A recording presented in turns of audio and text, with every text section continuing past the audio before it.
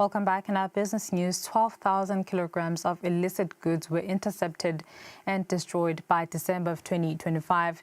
That is, the Eswatini Revenue Service has reported.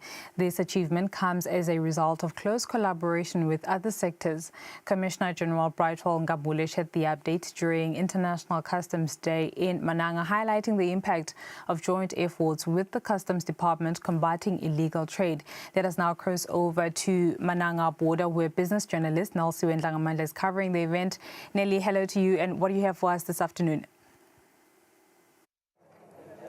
Thank you so much, Notsile. As you have rightly said, we are at Mananga, where the Eswatini Revenue Service is celebrating the International Customs Day. Right now, we are with the Commissioner General, Brightwell Ngabule, who will tell us more about this day, on what is it that is being celebrated. Commissioner General, welcome to the show. We basically want to know, what is the Eswatini Revenue Service celebrating on this day? Thank you, and thank you for the opportunity to share.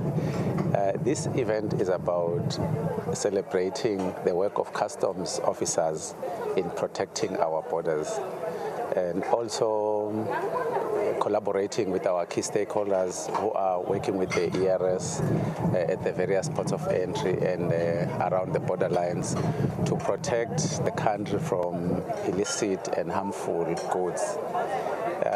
The day also gave us the opportunity to highlight the other functions of customs.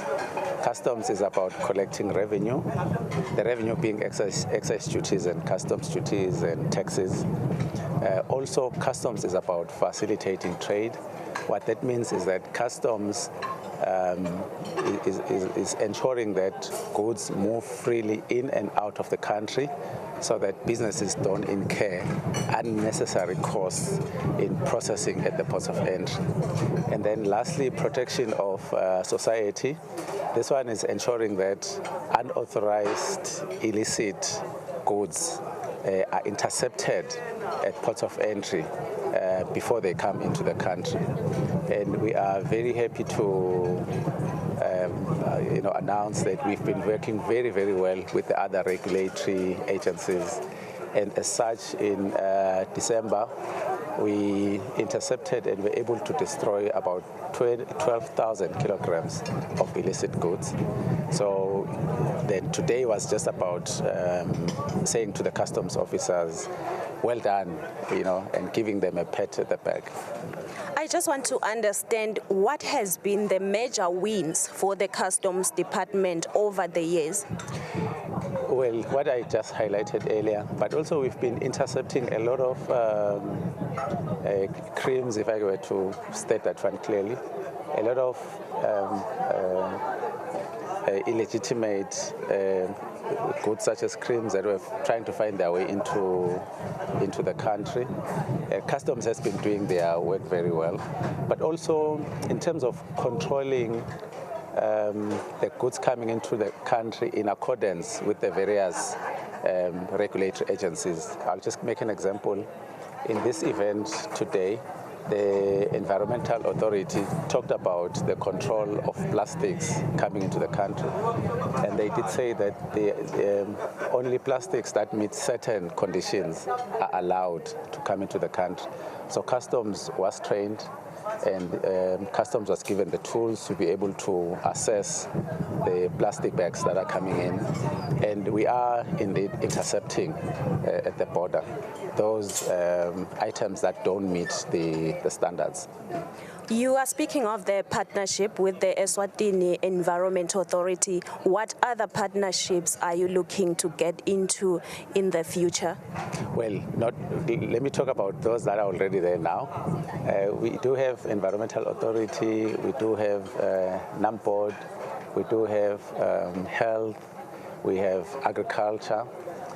Now, in future, we are encouraging all our partners to use the Asikuda system in recording the permits and the quantities that are allowed to be imported, so that it will just be seamless for customs in controlling what is coming into the country. And also in future, we are introducing what we are calling the single window system. This will enable importers to, in the comfort of their offices, to be able to make applications for licenses to import or export without having to go to the various regulatory agencies. So they'll be doing it from the comfort of their offices. The regulatory agencies will go through their processes in the approval of the licenses. Once approved, it will be uploaded into the customs system so that customs can be aware of what quantities have been allocated to who, to make it easier for them to do their controls at the border. Thank you so much, Commissioner General, for joining us on the program. That was the Commissioner General of the Eswatini Revenue Service, Brightwell Ngambule, telling us more about the future plans of the Customs Department in order to make trade facilitation easier. Back to you, Notsile.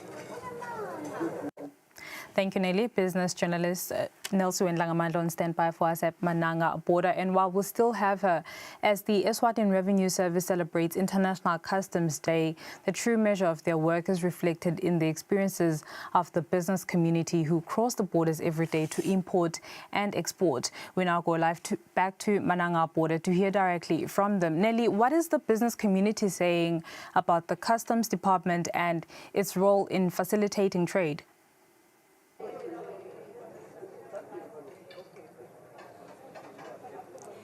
Thank you once again, Notile. We are now joined by Head of Trade at Business Eswatini.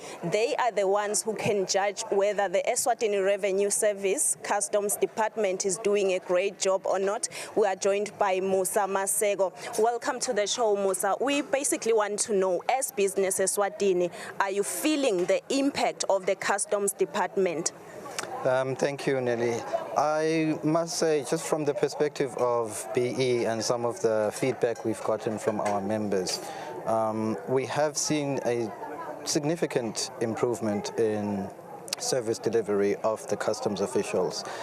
We are very much mindful of the fact that over and above enforcement of the customs legislation, their role is really to try and achieve an impossible balance, if you will, because they are also expected to facilitate trade. Now, just looking at today's theme, which really speaks around vigilance and commitment, it becomes particularly important for us that the customs official be vigilant when it comes to combating illicit trade. For various purposes, primarily because we believe in compliant businesses. Compliant businesses also just make it easier for the public in general, but also it levels the playing field. So now if you have, those rogue, let's call them that, perhaps businesses that either under-declare the value of their property or even don't declare the goods that they are bringing into the country, what that does, it actually distorts the competitive playing field. But I think more importantly, it weakens our supply chains.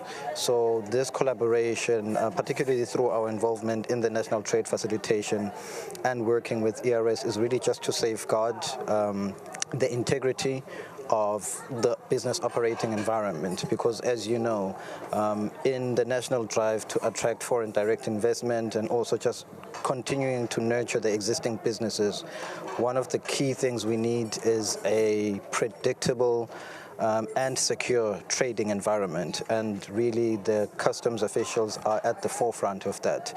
And we've seen, obviously, in just the response as well.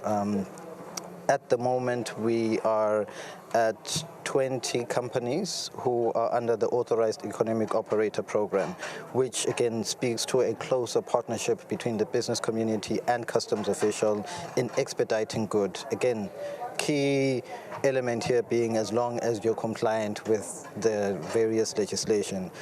So, as Business Eswatini, obviously we're here to represent the business community, but also just to continue to encourage the customs official to be steadfast in their duties. We do understand perhaps the perils that come with that, and it's just to further encourage their own integrity as people, but also representing the ERS.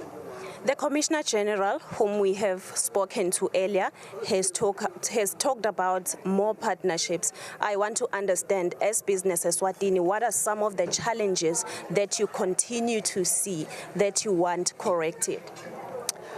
I think in terms of challenges, obviously what we would like to see is, something measurable is an improvement in the clearance times. So that means a number of the other border agencies, because as we know, ERS doesn't work at the border alone. You've got various ministries and agencies.